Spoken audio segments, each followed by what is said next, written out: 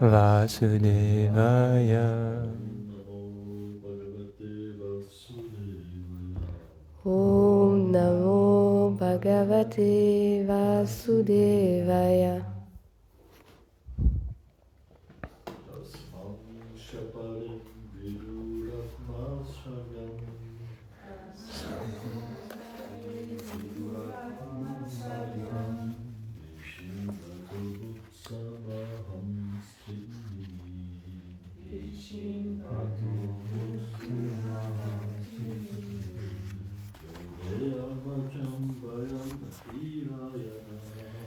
Yodeha Bhajam Vayam Hirayana.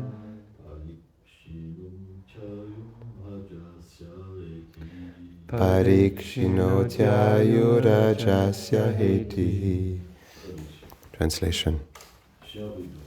Dear Vidura, in this unbreakable darkness of ignorance, Brahma searched for his origin during a great period of 100 heavenly years, equaling the period of the rotation of the disk of the Lord, which terrifies all the embodied beings by consuming their duration of life. Purport. According to Srila Vishwanath Chakravarti Thakur, the words Atma, Sargam, they mean the source of creation, and Trinemi is time. Time proclaims the coming of death for the man. A duration of life of 100 years pass by. The words Ajasyahiti designate the disk of Lord Vishnu. Time is a plenary portion of this disk.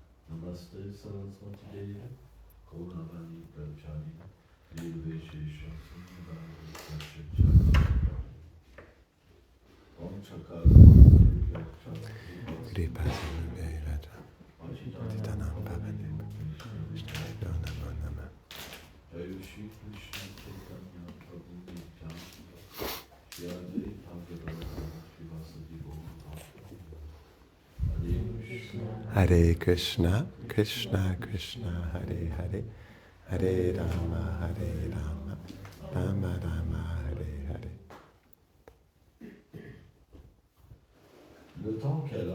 Time, Kala, is one of the 5 topics of Bhagavad Gita, and time is described as an aspect of the Lord that devours everything. Nobody in the universe can escape time. We see our body evolves constantly. Krishna says, Dehinos minyata dehe, kumaram yuvanam jara. He says there's a constant evolution. So the body passes through different phases. And when we are conditioned by the 3 gunas, then these changes, bodily changes, they bring the living entity, they carry away the living entity in the material bodily conception of life.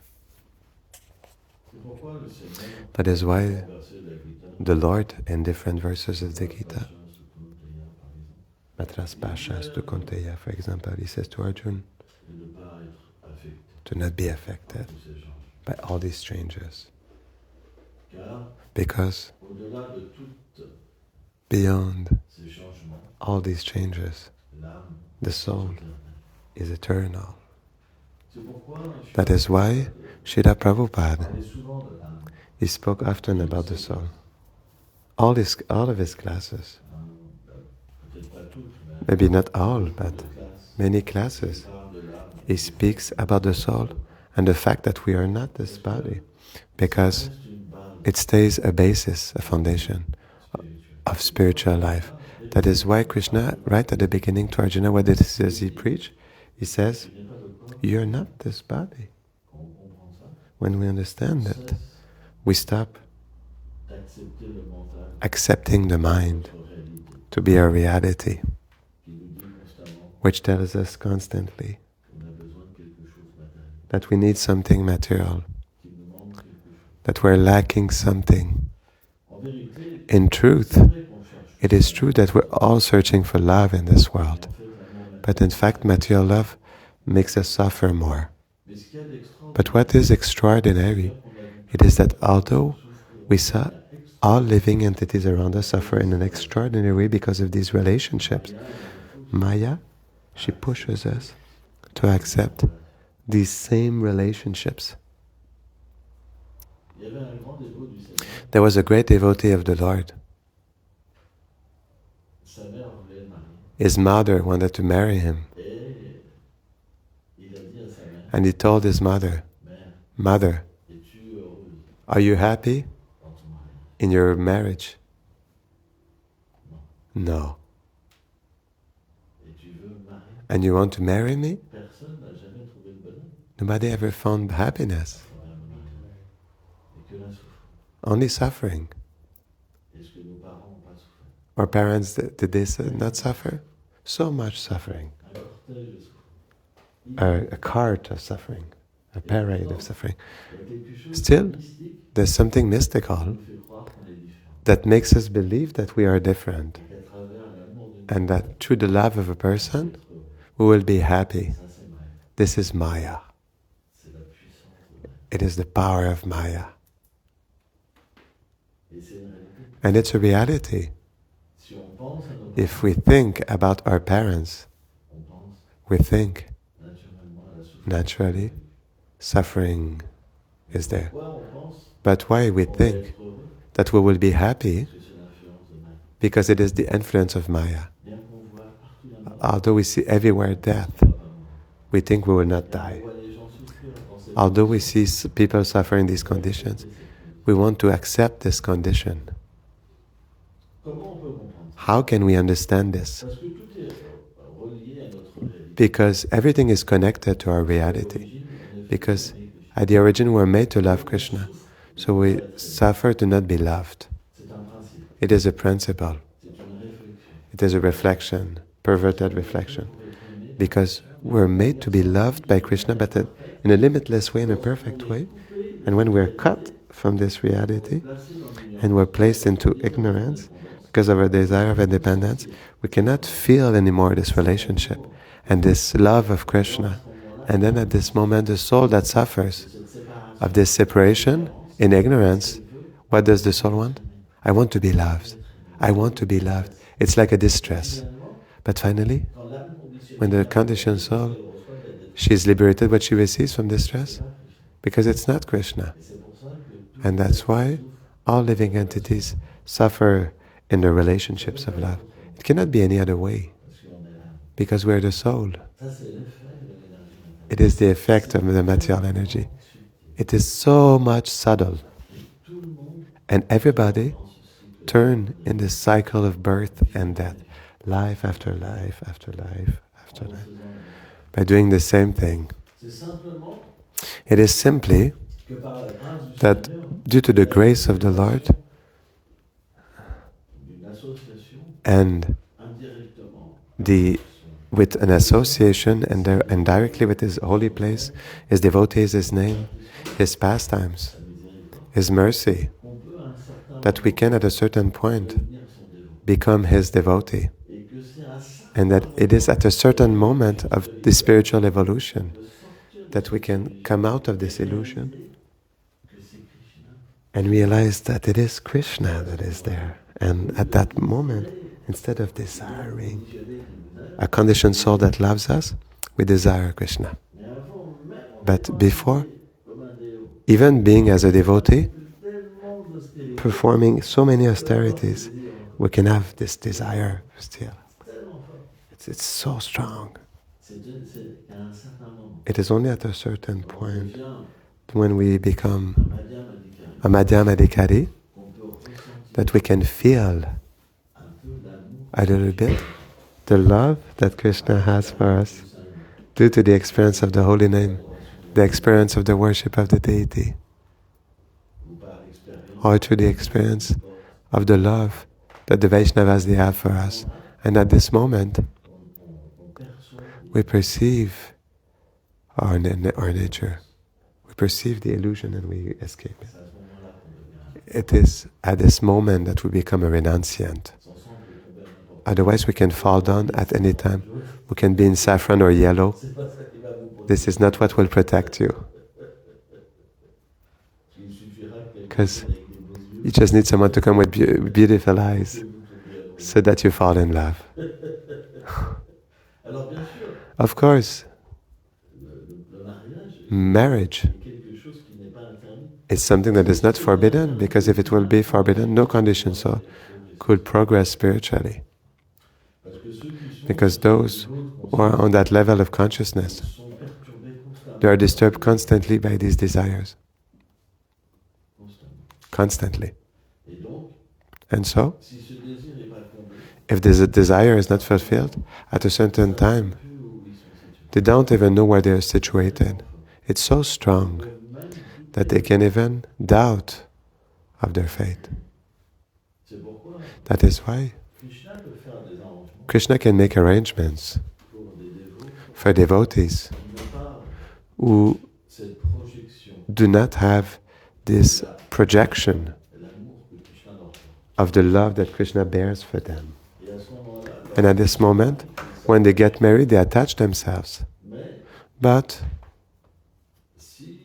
if the couple is serious and they accept, Srila Prabhupada explains, as soon as a man and woman Vaishnava, they get married, they renounce together. It's not that they want a love story. I love you. Oh, I love you. Oh, I love you. I love you so much. Oh, you don't know how much I love you. It's like a ball that is bouncing. And after a while, there's no more Krishna. It's finished. In the heart, we have another deity. We cannot eat anymore. We cannot think anymore. Breathe. I love that person. That's how it happens. I remember the devotees, they made a kind of a game where you see the deities like that, and you see the devotee, he has his heart that goes towards the deity. And all of a sudden, in the Mataji that goes in front, and the heart that goes towards the Mataji, and no more with the deity, towards the deity. And so what happens, it is that when Krishna, through our vision, and we delve into this material love, at some point dissatisfaction will come. And we will realize that this person cannot give us the love we are awaiting. And since we went astray from Krishna, then this relationship is not convenient for us anymore, suitable. And then there are many cases of divorce in families, especially if one of the partners do not want this spiritual life.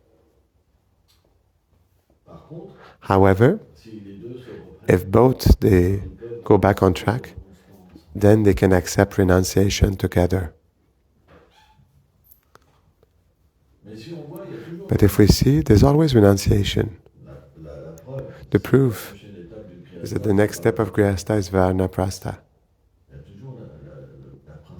There's always the principle of renunciation, to come out of this illusion. Because attachment between man and woman, it nourishes the bodily conception of life. We cannot get out of it by falling in love with a person. We cannot realize ourselves spiritually. It brings the opposite. So, when we cannot come out of this spiral of wanting to be loved by another person than Krishna, then we must accept a partner that has qualification. This is important then. We have to make the proper choice. That is why we must trust Krishna. We must not push things.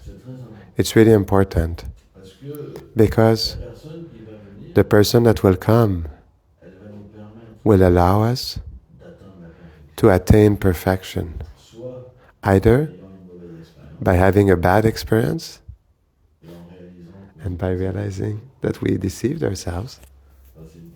This is a possibility. It can be Krishna's plan. And at that time, we'll be liberated from this illusion.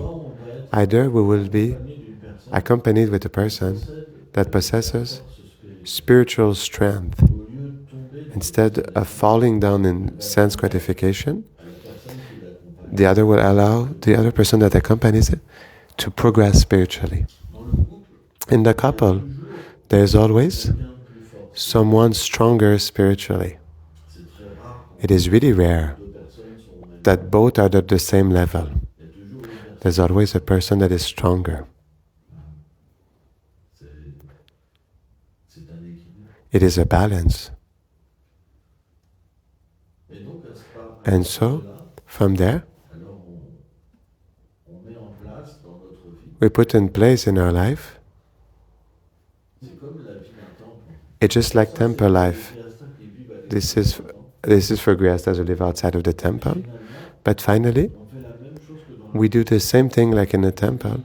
The deity takes the whole space, the whole place. It is the deity's house. It's not that the deity is put in a little corner, in a small furniture, and then we have our own house. That means we don't live in Krishna's world. But Krishna is there for our happiness. But the true grihastha, he puts the deity at the center. And all of the activities are dedicated to the deity. It is the same principle like a temple. There's Mangalarti, there's the worship of the deity, offerings, etc. And the fact of collecting money for the deities, it is the same principle. It is the Vedic principle. There's no place for the material energy.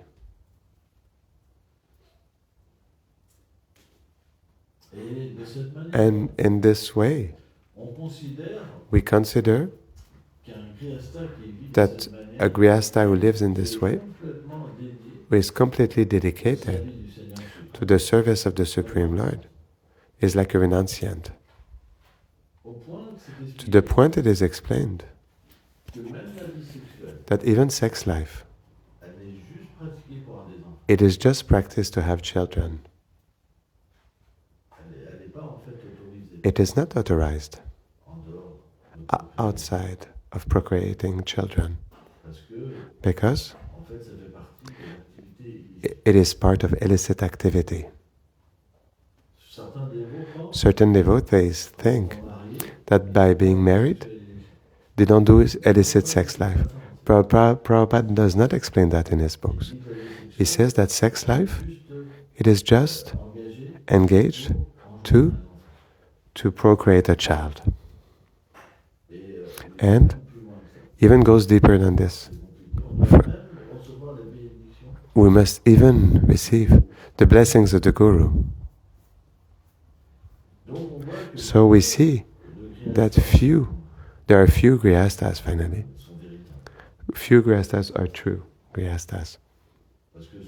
Because often the openness to sense gratification brings forgetfulness of Krishna. And that is why it becomes a very difficult life. Whereas in reality, if the couple puts Krishna in the center, it becomes a life where we can directly realize Krishna. Of course, it is not easy. To educate children is something that is difficult. Because according to the previous karma, of course, then they can have good natures or bad natures. And a lot of suffering is experienced. But the difference is that when we're engaged in devotional service, it is just like a community life. We'd never accept to have a direct relationship with the living entities, but through the service that we offer to Guru, Gauranga, and Radha and Krishna. That is why when we serve these living entities, whether they're the family members or the members of the community, we always receive the mercy of Krishna. When we feel ourselves hurt, it is because in this moment of relationship, we did not do it for Krishna. But when we serve Krishna, in all situations, we see the Supreme Master giving us His mercy. That is why all Vaishnava's conditions, they are based on the fact of acting for the pleasure of Krishna. So this is renunciation. So this renunciation, that means I renounce to wanting for my own pleasure, for the desire of Krishna. So we must engage all these tendencies in our life and purify ourselves. Of course it is not easy, because the senses are very powerful. And sometimes, with the spiritual master, concessions are made so that the disciple can gradually liberate oneself from illusion. That is why each disciple receives instructions according to one's consciousness and then his qualification. And this is a topic that is complex. Because this is why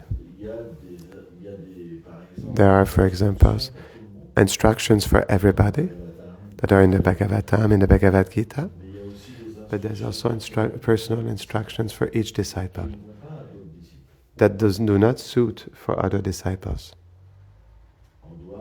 We must accept the instructions that are for everybody, but we must approach the Guru for personal instructions. What is good for one is not necessarily good for another. It is a lesson to understand. So, we must trust Krishna. It's really important. It's really important. Everything we need, what is good for us, will come. It cannot be any other way, since it is in the heart of every living entity, is even in the heart of the atom. So He knows everything. He knows everything about our desires, about our needs. That is why we must have this trust. And this is a symptom of surrender. You are my only support, my only shelter.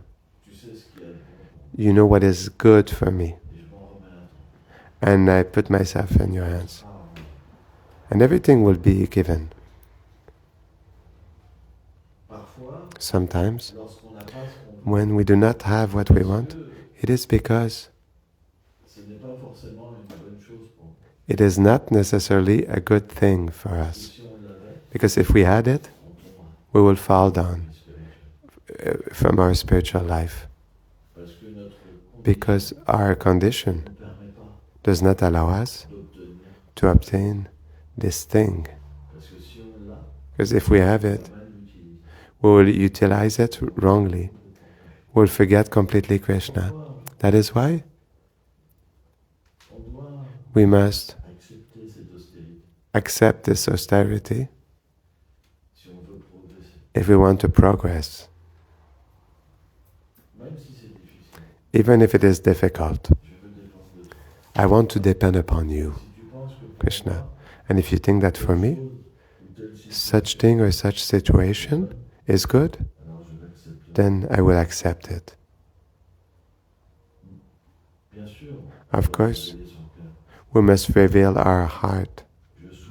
I suffer in a situation, and after we must depend. Because if we do not depend upon the Lord, but we force to have this good, this thing, then everything will be lost. Because it will not come from the Lord, but from our desire. And it will create a continuity of situations. It's really important to understand that point. Everything will happen in time and place and hour. Everything will come. Krishna, He wants that we feel His love, that we come out of illusion. So, no matter the situation that we will have, it cannot be bad, because Krishna is merciful. And this we have to be certain of. Otherwise it is atheism. When we think differently, that means it's a form of atheism.